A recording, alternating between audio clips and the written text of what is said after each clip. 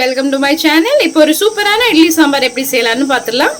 அதுக்கு ஃபர்ஸ்ட் நான் ஒரு கிளாஸ் துவரம்பருப்பு எடுத்து நல்லா கழுவி எடுத்து வச்சிருக்கேங்க. இது கூடவே இப்போ நான் கொஞ்சமா ஒரு 1/4 நான் வந்து மஞ்சத்தூள் போடுறேன். அப்புறமா கொஞ்சமா பெருங்காயத்தூள் போடுறேங்க. இது குக்கர்ல வச்சு ஒரு 4 விசிலுக்கு வச்சு எடுத்துட்டு வந்துக்கலாங்க. பருப்பு நல்லா வேக வச்சு எடுத்தாச்சுங்க. இப்போ ஒரு வானல் வச்சு தேவையான அளவு நான் எண்ணெய் விட்டுக்கிறேங்க. நல்லா காஞ்சிருச்சுங்க. இப்போ இதுல நம்ம கொஞ்சமா கடுகு சேர்த்துக்கலாம். கடுகு பொரிஞ்சு வரட்டும். ஒரு 2 வெந்தயம் சேர்த்துக்கலாங்க. இதுல கடுகு நல்லா பொரிய ஆரம்பிச்சிருச்சு. இப்போ நம்ம கருவேப்பிலை போட்டுக்கலாம். அது கூடவே இப்போ நம்ம பச்சை மிளகாய் 2 கீரி வச்சிருக்கிறேன், அதையும் ஆட் பண்ணிக்கிறேன். அப்புறம் ஒரு 20-25 பல்லு சின்ன வெங்காயம் போட்டுக்கலாங்க. இதுல எந்த காய்கறியுமே இல்லை, வெறும் வெங்காய தக்காளி போட்டு தான் நான் இந்த சாம்பார் வைக்கிறேங்க. இட்லி, பொங்கல், தோசை அதுக்கெல்லாம் சூப்பரா இருக்குங்க இது. இப்ப நம்ம வெங்காயத்தை நல்லா வதக்கிக்கலாங்க. 2 நிமிஷம் நல்லா வெங்காயத்தை வதக்கியாச்சுங்க. இப்ப நம்ம இதுல தக்காளி போட்டுக்கலாம். பெரிய தக்காளியை நான் கட் பண்ணி வச்சிருக்கேங்க. மீடியம் சைஸ் தக்காளினா 2 தக்காளி நீங்க சேர்த்துக்கோங்க.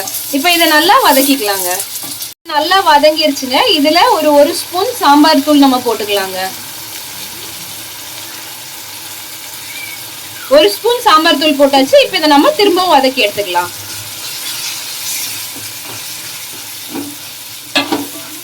இப்போ இந்த மசாலாவும் நல்லா 1 நிமிஷத்துக்கு வதங்கிருச்சுங்க. இப்போ ஒரு கிளாஸ் தண்ணி நம்ம ஆட் பண்ணிக்கலாம். அது கூடவே கொஞ்சமா தேவையான அளவு உப்பு போட்டுக்கலாங்க நம்ம.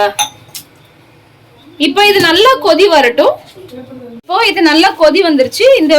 இதை வந்து நம்ம பருப்பு வேக வச்சிருக்கோம்ல, அதுல நம்ம ஆட் பண்ணிக்கலாங்க. மறுபடியும் பருப்பு அடுப்புல வச்சாச்சு. அதே மாதிரி நம்ம வேக வச்சு வச்சிருந்ததையும் திரும்ப தண்ணியை ஊத்தியாச்சுங்க.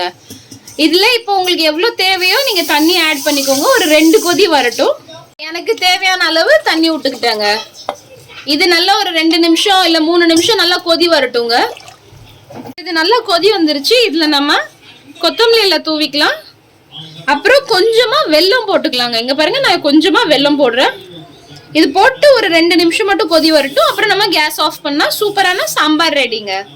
இல்ல சூப்பரான சாம்பார் ரெடிங்க. இட்லி, தோசை, வடை, பொங்கல் இது எல்லாத்துக்குமே நீங்க சேர்த்து சாப்பிடலாங்க. ட்ரை பண்ணி பாருங்க. இந்த டிஷ் உங்களுக்கு பிடிச்சிருந்தா please like, share and subscribe to my channel. ஒருவேளை நீங்க ட்ரை பண்ணிருந்தீங்கன்னா ப்ளீஸ் கமெண்ட்ஸ்ல சொல்லுங்க. கொஞ்சம் ஹாப்பியா இருக்கும். தேங்க்யூ ஃபார் வாட்சிங்.